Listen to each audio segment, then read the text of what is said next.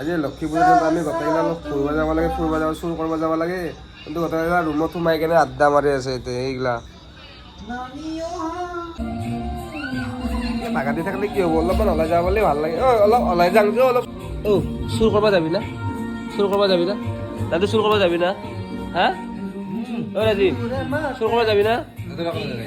তই চুৰ কৰিব যাবি না? চুৰ কৰবা ৰং তই চুৰ কৰিব যাবি না? হা এই বস্তুটো নহয়, চুৰ কৰা আগতে চিষ্টেমটো আছিল, আজিকালি চুৰিলে ভাল নাপাওঁ। নতুন এটা বস্তু লৈছে তাতে বুজি থকা হৈছে, এইবিলাক ছবি আঁকে পেলাই এনেকৈ নহ'ব, এনেকৈ নহ'ব।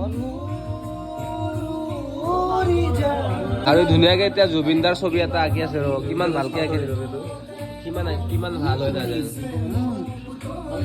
এতিয়া দেখাব লাগে, অলপ দেখাব লাগিব। জুবিন দাকতো আঁকি আছা ন, তই বেয়া কৰি আছা। মেকআপ লগাই আছে।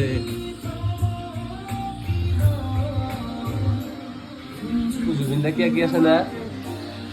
ভাইটো জুবিন দাক আঁকা নাই কিন্তু, তই কিন্তু ৰাইজৰ পৰাই কিন্তু গালি খাবি, কিন্তু তই ডাইৰেক্ট কলো। জুবিন দাক ফেচ ৱাছ কৰি আছে। কি জুবিন দাক ফেচ ৱাছ কৰি আছে।